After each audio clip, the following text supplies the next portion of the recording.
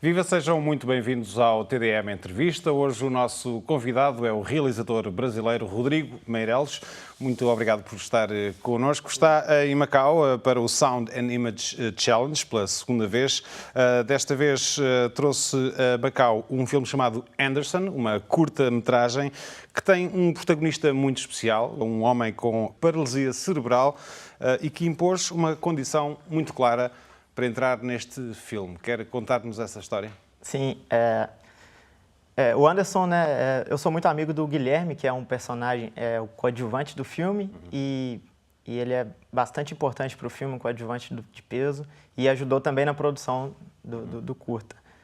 E o Anderson é uma pessoa muito alegre, e a gente vinha conversando, eu e o Guilherme, vínhamos conversando desde a nossa adolescência sobre um dia fazer um filme sobre o Anderson. E o Anderson uma vez falou com a gente que ele não queria uma situação dramática, não queria ser enquadrado como uma pessoa, um coitado, né? E aí esse foi o mote, foi o ponto de partida da ideia, que era como fazer um filme com o Anderson e como fazer uma comédia com o Anderson, mesmo sabendo da situação dramática que ele, né, se encontra pela desabilidade. Pelo que diz, era uma ideia antiga que tinha, fazer um filme neste registro. Como é que nasceu a ideia? Qual é que era o objetivo que tinha? Não, a gente tinha uma ideia de fazer esse filme com o Anderson, mas a gente ainda não sabia como funcionaria, né?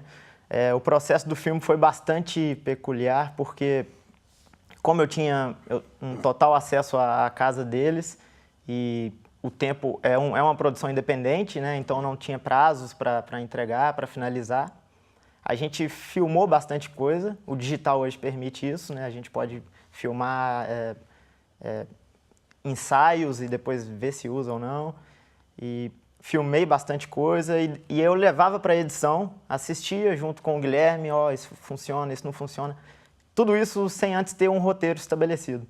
Então, assim, o roteiro foi criado junto com as filmagens e junto também com a edição. Os processos meio que se misturam, assim. Portanto, isto é um retrato do dia-a-dia do Anderson. Sim, é um retrato da rotina do Anderson e do tanto que ele lida bem com suas dificuldades. E é uma pessoa bastante ativa. Fala-nos um pouco sobre o dia-a-dia dele e as várias atividades em que está envolvido. O Anderson, ele é bastante ativo, ele realiza várias atividades. Ele estuda, né, numa escola em Conselheiro Lafayette, que é a minha cidade, em Minas Gerais, né, no Brasil. Ele estuda na APAE, que é uma escola especial para pessoas especiais. Ele participa, ele faz academia, ele assiste futebol semanalmente, pelo menos 2 vezes por semana, é fanático torcedor do Atlético Mineiro. E é isso, ele sai, nós saímos juntos, tomamos cerveja, ele vive bastante normal. Graças à família dele, que teve um carinho muito especial com ele desde do nascimento e passaram por bastantes dificuldades, mas ele conseguiu ter uma vida muito próxima da normalidade, né? E isso é admirável e o filme foi uma forma de celebrar e homenagear ele também. Pegando naquilo que disse há pouco, do Atlético Mineiro, o filme tem também um episódio que acaba por ser importante, marcante na vida dele, que é a primeira vez que ele vai ao estádio ver o clube de que tanto gosta. Sim, sim. É porque nós moramos em uma outra cidade e não é tão fácil, né, ir para o estádio. E ele foi pela primeira vez num estádio do Atlético, ele já tinha ido em outros estádios, mas ele foi no estádio do Atlético atual, que o Atlético manda os jogos, que é o Independência. E é um estádio em que você fica muito próximo dos jogadores. Então é uma emoção a mais. Quando o jogador vai bater o lateral, você está tipo 4 metros do jogador. Sim. Então ele ficou em êxtase, né? E esteve também muito perto da chamada musa do Atlético Mineiro. Sim, é a Miriam Barreto, ela foi musa do Atlético em não sei qual ano, mas todo ano eles elegem uma musa. E ela também é da minha cidade, Conselheiro Lafayette, e ela já conhecia o Anderson, e o Anderson realmente é fã dela. E foi um contato muito fácil de fazer, ela topou na hora participar do filme. Tem uma cena importantíssima dela no filme. Eu gostava de lhe perguntar o que é que lhe ficou em termos humanos desta experiência, já conhecia o Anderson há mais tempo, queria há muito tempo fazer um filme deste género. Depois desta experiência, o que é que ganhou em termos humanos? Um dos motivadores para fazer o filme foi a relação que o Anderson tem com o Guilherme, e que eu admiro muito, porque o Guilherme trata o Anderson realmente como uma pessoa normal e sem muito cuidado, não tem um cuidado especial. Então saímos junto e às vezes deixamos o Anderson um pouco sozinho numa festa, e ele se vira, conversa com as pessoas, interage, vive tranquilamente. E quando ele está um pouco mais próximo de pessoas que cuidam dele como ele, né, de uma forma diferente, ele acaba se tornando uma pessoa um pouco mais menos ativa também. Eu acho que isso foi o que eu trouxe de aprendizado, foi o que eu quis mostrar no filme também, que se uma pessoa é diferente ou tem alguma dificuldade a mais, eu acho que a gente não deve tratar ela com um cuidado a mais, que isso talvez mostre um preconceito maior do que se você simplesmente tratar como uma pessoa normal. E o Guilherme faz isso muito bem, e eu tenho certeza que o Anderson se sente bastante normal quando está com o Guilherme, e isso é admirável. Foi um dos nortes do filme também, mostrar essa relação. Este é o seu segundo filme. O primeiro foi também em torno de uma personagem diferente, de nome João Batista, um operário que é imitador de Michael Jackson. Foi um filme que ganhou, inclusive, bastantes prémios, em vários festivais, 10 prémios. Fala-nos um pouco sobre este filme. João Batista é um filme que mostra um dia, né, da vida do João Batista, desse personagem, que é uma figura extremamente carismática da nossa cidade, famosa lá na nossa cidade, por dançar nas ruas vestido de Michael Jackson. E ninguém conhecia muito bem o lado dele como trabalhador, e todo mundo pensava que era um lunático ou coisa do tipo. E aí, quando eu conheci ele melhor, meu pai, inclusive, que me deu a ideia de fazer esse filme, meu pai falou comigo várias vezes, filma ele, faz um filme, tenta contar uma história. Só que eu não vi um ponto, mas quando eu descobri que ele tinha 2 empregos e que ele trabalhava 2 turnos, de manhã e à tarde, e à noite ainda ia para a rua para levar alegria para a população, aí a história estava pronta já, foi relativamente fácil de contar essa história, porque é realmente fantástica, uma alegria que não sei de onde vem, assim, mas é uma coisa mágica. Já afirmou que este mundo, e cito, este mundo de personagens populares e folclóricas encanta-me. Porquê? Me encanta pessoas que, de alguma forma, passam por dificuldades e mantêm uma luz na vida, né? E ainda conseguem também passar isso para outras pessoas. Eu acho que meu interesse maior é nesse tipo de personagem, assim, pessoas felizes que, apesar de todos os problemas, conseguem superar e lidar com isso. E, principalmente, pessoas, como posso dizer, menos favorecidas socialmente, me interesso também bastante. Como é que vê o seu cinema, a sua filmografia, no contexto mais global do cinema brasileiro? Sou um produtor independente e estou apenas começando a minha carreira. Então, assim, tenho esses 2 curtas que foram a festivais, mas já trabalhei em vários outros filmes, também independentes.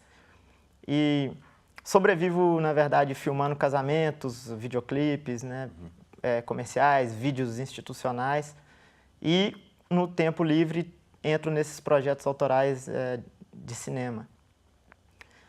Eu não sei se eu posso falar, né, eu não sei se eu consigo falar qual a importância, né, dos meus trabalhos para o cinema brasileiro, mas é isso, eu acho que é a forma de entrar para essa carreira produzindo com o que se tem em mãos perto de você, né? Por isso eu estou focando minhas produções primeiro na minha cidade, que é uma cidade pequena, de 100 mil habitantes, aproximadamente.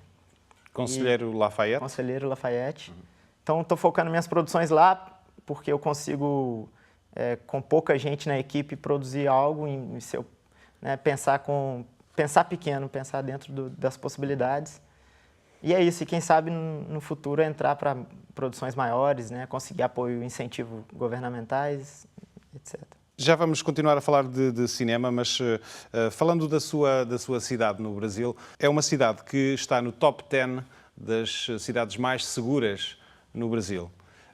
E ainda assim deu maioria absoluta a Jair Bolsonaro, sendo que muitas vezes se interpreta esta votação expressiva em Bolsonaro justamente por causa de questões que têm a ver com a segurança, com a criminalidade, etc. Que leitura é que faz destes resultados? Olha, para falar sobre isso, eu acho que eu preciso voltar um pouco no tempo e falar, talvez, a partir dos anos 2000, o que tem acontecido no Brasil. Em 2002, Lula foi eleito com o Partido dos Trabalhadores, né? E o Brasil pegou uma onda crescente de países emergentes. Essa é a minha opinião e, assim, a opinião de alguns cientistas políticos que eu acompanho também. O Brasil pegou uma onda crescente de crescimento de países emergentes, né? China, Índia. E Lula fez um bom governo e diminuiu bastante a desigualdade social e deu um poder para a classe mais baixa subir um pouco e encostar um pouco na classe média. E aí veio a crise de 2008. Aí, em 2010, a Dilma foi eleita pela primeira vez. A Dilma também do Partido dos Trabalhadores, Dilma Rousseff, que o Lula indicou. Veio a crise de 2008 e eles prometeram que não ia atingir o Brasil, que ia ser apenas uma marolinha, eles inclusive usaram essa palavra. E aí eu acredito que uma classe média e média alta ficou um pouco estagnada, enquanto uma classe mais baixa cresceu. E junto a isso, alguns escândalos de corrupção vieram à tona, e eu acho que também a nova forma de comunicar que temos, né, com a internet, Facebook, WhatsApp, que já está englobando todas as pessoas agora no debate político, fez com que uma grande parte da população tivesse bastante raivosa e bastante revoltada com a política no nosso país, porque todo o sistema já é um pouco falho, assim, porque empresas privadas financiam campanhas e se o financiado for eleito, ele necessita cumprir com o combinado e favorecer essas empresas privadas de alguma forma, com novos contratos. Então, esse sistema todo está errado e não acredito que vai mudar tão facilmente. Acha que foi o problema, a questão decisiva para a eleição de Bolsonaro? A questão da corrupção, mais do que a questão da segurança, por exemplo? Sim, acho que a questão decisiva para o Bolsonaro ser eleito foi menos o Bolsonaro e mais um antipetismo, que é um antipartido dos trabalhadores, que vinha no poder há 14 anos e até Dilma sofrer um impeachment, né, em 2014. Mas esse antipetismo também tem a ver muito, explica-se muito, com estas questões de corrupção. Sim, mas essas questões de corrupção vieram à tona com praticamente todos os partidos que temos, só que o Partido dos Trabalhadores era o que estava em mais evidência no momento, né? Estava no poder, desde logo. Estava no poder, né, na presidência. E esses casos de corrupção fez com que uma figura de extrema, que é o Jair Bolsonaro, com um discurso muitas vezes mais quente, tivesse possibilidade de ser eleito e foi o que aconteceu. Acha que o PT fez bem em insistir na colagem entre Haddad e Lula da Silva? Não acho. Acho que o Lula, primeiramente, ele tá preso. Não acho que ele seja inocente, né? Essa não é a minha ideia. Não quero dizer isso, mas é um processo bastante, no mínimo, questionável, porque foi um processo com recorde de tempo e ele poderia ser o nosso próximo presidente, né? Se ele fosse candidato, as pesquisas mostravam que ele era o favorito. Também se pode dizer, e há muita gente que diz, que a própria candidatura, o lançamento da candidatura foi também uma forma de pressionar a Justiça. Sim, de pressionar a Justiça. Inclusive a ONU tentou intervir sem sucesso. E aí, com o Lula preso, eu acho que o Partido dos Trabalhadores cometeu muitos erros e um deles foi esse, insistir no Lula, mesmo ele estando preso e sabendo que não poderia ser candidato. Mas eu acho que o ponto positivo de tudo isso é o Haddad, por exemplo, se tornou uma figura conhecida nacionalmente e é uma boa figura, eu acho, assim, que fez bastante coisas positivas em relação à educação no nosso país. Mas acha que depois desta campanha, em que houve uma colagem total com Lula da Silva, acha que ainda tens margem de manobra política para ter uma figura política própria, independente, demarcada de outras figuras do partido, o Haddad? Acho que no futuro, sim. Acho que sim. Não sei te responder tão bem, mas acho que no futuro o Haddad vai ser importante. Mas o Partido dos Trabalhadores estava bastante queimado, a população rejeitou. E o Jair Bolsonaro foi o que veio à tona, foi o que se materializou como essa pessoa que destruiria a corrupção, acabaria com a corrupção, mas não propôs nenhuma solução para isso, só fala que vai acabar, mas não propõe nada. E é isso, vamos ver o que vai acontecer, né, nos próximos anos. Acho que o Brasil vai ter um pequeno crescimento econômico. Acho que tem duas agendas possíveis para o Bolsonaro seguir, uma é moral e outra econômica. A econômica vai um alinhamento com os Estados Unidos, privatizações, e uma agenda moral bastante reacionária, bastante retrógrada em relação a direitos das mulheres ou de minorias, no geral. E se ele seguir uma agenda econômica, eu acho que pode ser que o Brasil tenha um pequeno crescimento econômico e seja bom para a nossa população. Se ele insistir em questões como escola sem partido, que é um projeto que ele tem para não deixar professores ensinar alunos a... Eles acreditam em doutrinação, que está acontecendo uma doutrinação marxista nas escolas. Ele fala da erradicação do marxismo cultural no sistema de ensino no Brasil. Como é que vê, já agora, como é que vê Sérgio Moro como Ministro da Justiça? Acho que ficou bem claro que, né, ele tem uma tendência política, né, como ele foi o que colocou Lula na prisão e agora já aceitou um cargo no próximo governo. Acho que isso fala por si só, né? Crê que nesta atual conjuntura possam surgir novos partidos, novas figuras da oposição? Sim, o PT ainda tem a maioria na Câmara dos Deputados. A maioria é o partido com maior deputados eleitos, maior número de deputados eleitos. Mas eu acho que está surgindo agora uma nova organização que Ciro Gomes está puxando o carro, né? Que é um político bastante famoso também no Brasil, mas nunca foi presidente, já foi candidato algumas vezes, e ele é do Nordeste, do Ceará. É um político de centro-esquerda, ele se considera assim. E eu acho que ele tem grandes chances de ser o nosso próximo candidato a representar a esquerda no Brasil, talvez. E ele tinha também um discurso bastante firme em relação às questões de segurança, mas aparentemente não colheu. Sim, ele falava mais de uma segurança pública que precisava ser lidada através da inteligência e não através do combate, conflito direto, né? E o Ciro Gomes, aí o Bolsonaro foi um pouco mais direto ao ponto em relação à segurança pública. Mas eu não acho que isso foi o ponto principal da eleição do Bolsonaro, apesar de parecer. Eu acho que foi mais um antipetismo mesmo. Também uma construção midiática que vem acontecendo há mais de 10 anos contra o Partido dos Trabalhadores. E também fake news espalhadas contra o Haddad, algumas bem absurdas, inclusive, como que ele é a favor do incesto entre pai e filhos. E parte da população simplesmente acreditou. É uma situação excepcional, assim. Em alguns países, por exemplo, nos Estados Unidos, estão a fazer-se algumas experiências no sentido de introduzir no currículo das escolas questões como a literacia mediática, dar ferramentas aos jovens, às crianças, para poderem ter uma leitura crítica em relação àquilo que leem, não tanto nos jornais, mas nas redes sociais. No Brasil, já se faz alguma coisa também nesta área ou não?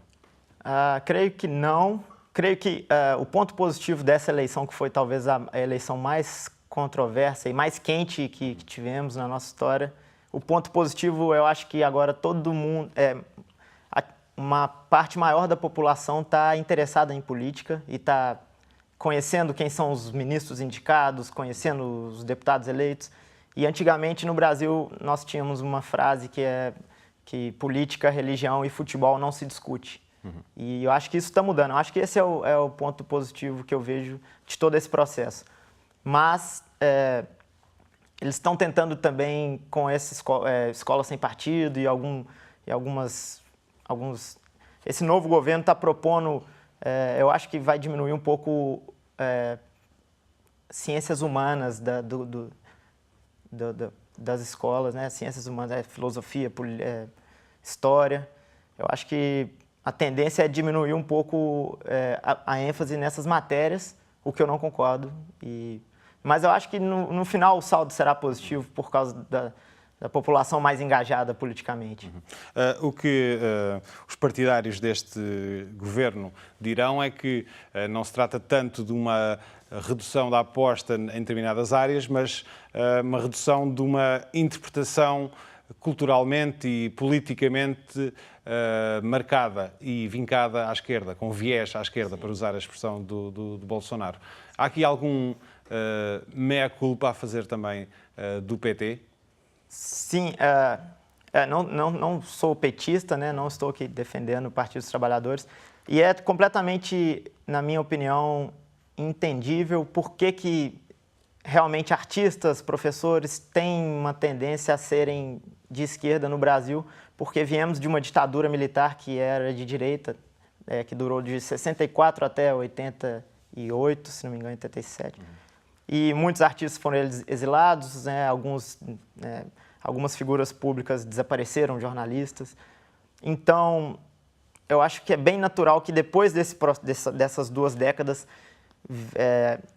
um pensamento de esquerda foi um pouco mais presente realmente nas faculdades e no ensino em geral, e nas artes também. Então, eu entendo o que eles querem dizer com doutrinação marxista, mas não acredito que exista, de fato, essa doutrinação. Simplesmente uma tendência... Porque a esquerda no Brasil nunca foi uma esquerda armada, radical, né? Como em outros países, né? E a direita, sim, a direita no Brasil tem o apoio dos militares, então... Neste contexto, nesta nova situação, acha que o regime, a democracia no Brasil está em risco? Olha, é uma pergunta bastante difícil de responder. Eu acho que existe um risco, sim, da democracia, né, falhar de alguma forma.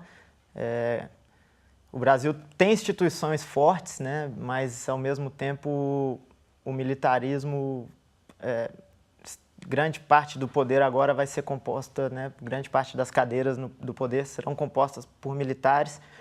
E, de alguma forma, acha que é um déjà vu em relação àquilo que se passou entre os anos 60 e 80 no Brasil? Sim, acho que, guardadas as devidas proporções, e também a internet agora facilita muito a comunicação, e acho que corremos menos risco por causa disso, mas a situação, no geral, olhada um pouco de longe, é bem parecida com em 64, quando tinha uma ameaça fantasma de comunismo ser implantado no país, que acho que nunca foi uma ameaça real. E essa mesma conversa veio à tona, né, nessa eleição, de que se o Partido dos Trabalhadores continuasse no poder, ia ser implantado o comunismo no Brasil, o socialismo. Mas isso, é bem parecido com o contexto, no geral, bem parecido com o 64, mas eu não creio que vai ser um risco à democracia. Acho que as instituições estão cada vez mais solidificadas, e daqui a 4 anos teremos, espero, eleições novamente. E espero que o Bolsonaro também tenha né, estamos torcendo para que tenha um bom mandato, porque, né, estamos todos no mesmo barco, afinal de contas. Vamos voltar a falar de cinema. Fale-nos um pouco sobre a sua experiência neste Sound and Image Challenge. É a sua segunda presença neste certame aqui em Macau. Que balanço é que faz desta edição?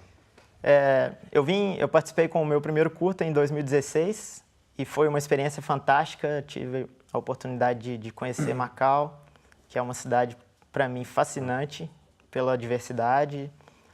Esse ano o festival está fantástico também, novamente. Mais realizadores puderam estar presentes.